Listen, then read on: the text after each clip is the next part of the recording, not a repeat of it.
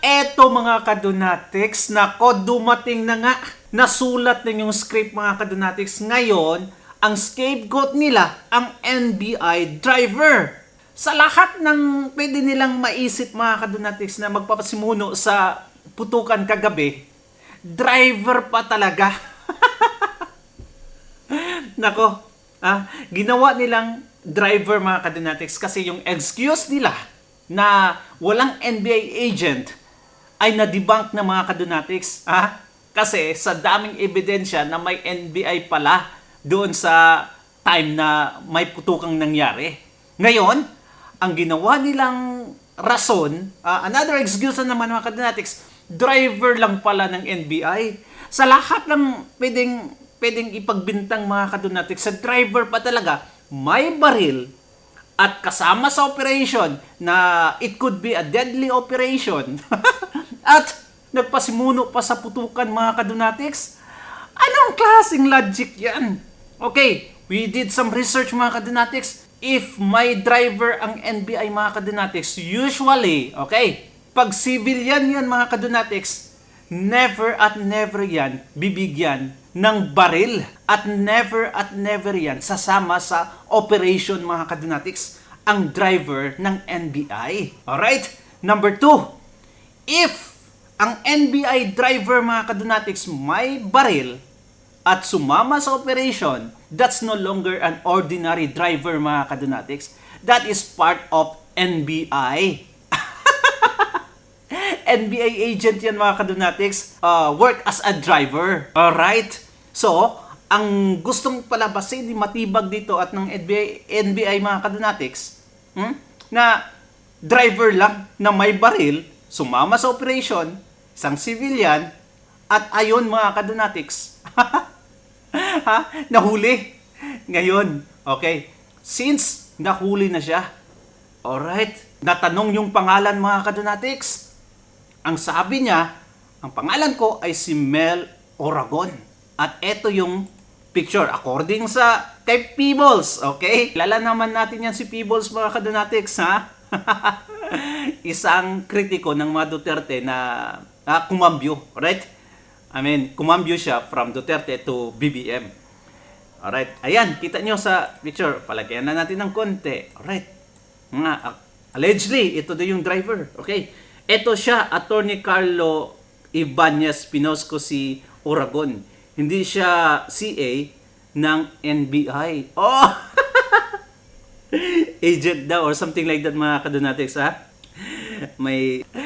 Ay, nako. So, gusto nilang palabasin dito ni Peebles na isang loyalista na ngayon na driver lang talaga mga kadonatics. Walang kaugnayan sa NBI ang nagpaputok kagabi.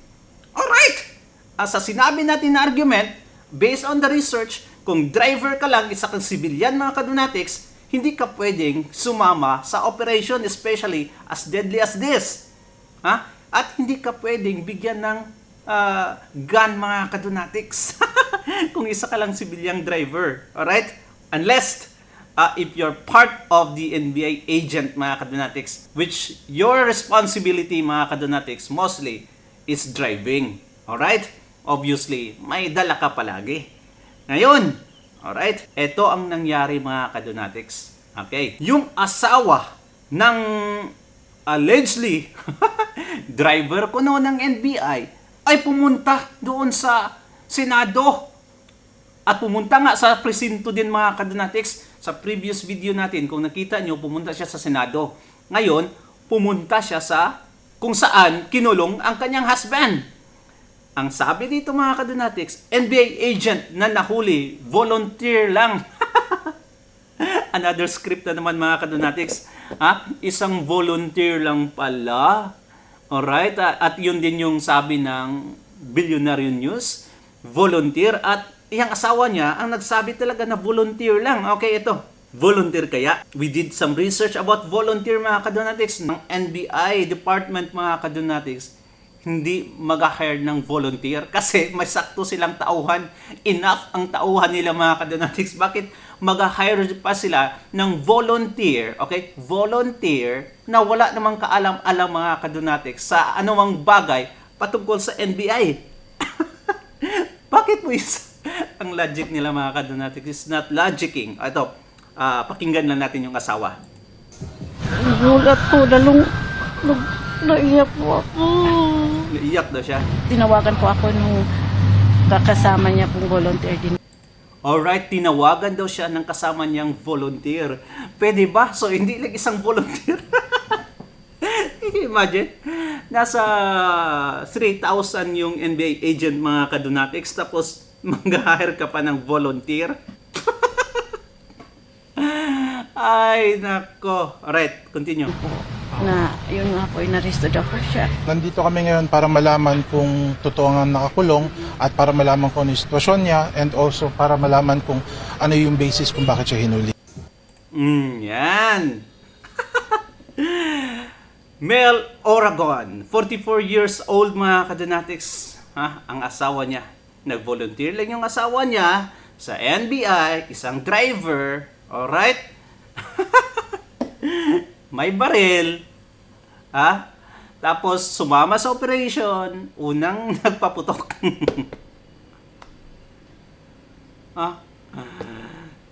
Ay nako, kung tanga ka, talagang maniniwala ka dito sa mga pinagsasabi nila mga kadonatics. Well, we are not that dumb mga kadonatics.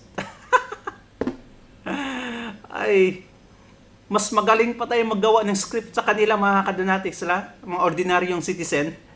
I really don't understand. At eto mga kadonatics, ang aktual na paghuli ng sinasabi nilang NBI volunteer at driver, I mean. Eto, panoorin natin mga kadonatics. Namumutla ka. Namumutla ka. Saan na yung baril mo? Wala akong baril, sir. Naharap ako dun, ha? Sa'yo lahat yun. Ang magagaling. May baril ka. Saan nyo nakuha? May baril yan. Si Sir Saan nyo nakuha? May baril yan. namin, sir. Ha? Si Sir namin yung rin. Ha? Saan daw tinapon yung baril mga kadonatics? Ay nako. May baril nga na driver.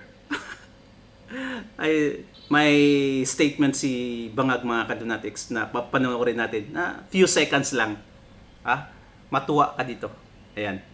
Sobrang So lahat ng nakikita ninyong naka-uniforme o naka-armado ay nandun, ay tiga doon. Nandun sila talaga, doon sila nagjo-duty.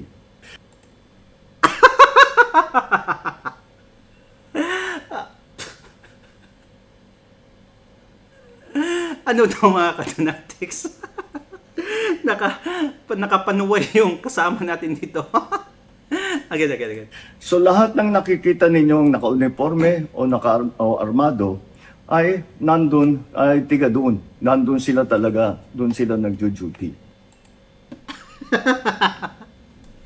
Kayo na bahala mga kadonatics. At eto, ang mga loyalista, may hinerd sila mga kadonatics na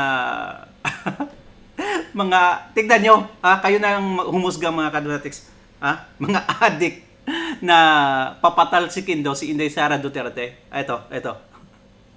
Nagrarally kahapon sa Senado. Ayan. Sara, litisin. Tignan nyo yung mga mukha mga kadonatics. Bato, arestuhin, bantay, impeachment. Ay, nako yan. Yun mga boss, tingnan nyo tong ating video ngayon. Mga hype. Ito yung mga hinire nila. Parang kakabatak lang mga kadonatics, no? Ang mga bayarang, mga Parang high na high pa sa rugby. loyalista kuno. Pero ang katotohanan Yeah. mga bossing, ito ay mga binabayaran lang ho nila. Tingnan nyo naman yung video, ba? Nagsisipagsayawan. Mga bossing, ito yung nakikita natin na Matanda. naglilista ho sila para sila po ay bayaran. Kaya tingnan nyo naman, ba? Walang magandang Mga bubuwit pa. May alam ba sila sa mga nangyayari talaga? Ito. Talagang mga construction workers or mga worker lang to mga kadonatics na parang nag-day off para sa ito. Kasi mas malaki yung bayaran nila kaysa arawan nila. pinapakita itong mga lintian na to. At saka hindi Ayan, nila alam bayaran. ang mga pinaglalaban ho nila mga boss. So check nyo itong video na to. Bayaran na. Ayan, tingnan nyo. Lista. Bayad. 500, 1,000. Naglilista na si madam. Bayaran na yan. Ares Yung Bato mga po. kasama niyo sa Magkano ang lista, kabila, madam? sinisigaw sweldo. Magkano? Hindi sila nabigyan. Paano naman sila? Paldo. Di ba? Alam niyo kaya hindi umuunlad yung bansa natin Ano eh. paldo? Kasi tumatanggap kayo ng bayad, tapos nakawan din kayo. Diba? Tapos ngayon nag-OT kayo, 300, putang inang yan. Uwi Nakamas. na lang ako mag-scatter. Paldo. Uling-uli sa kamera. Yung bigayan.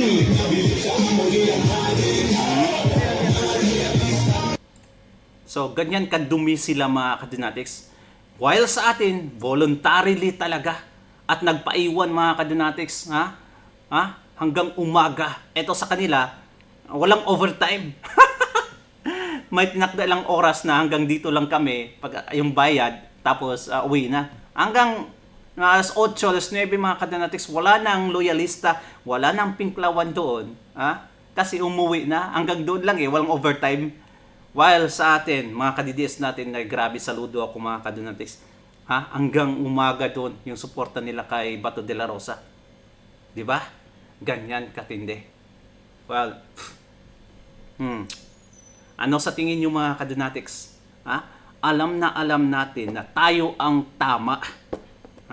Kahit ano pa yung pinagyayaw-yaw nila sa social media mga kadynatics, ang mga influencer kuno ni Bangag, ng Pinklawan at Dilawan, sinasabi nila na scripted ang lahat nila Robin Padilla, Senator Alan Peter Cayetano at Senator Bato para guluhin mga kadynatics at ma-hold natin ang Senado para walang impeachment ang mangyayari.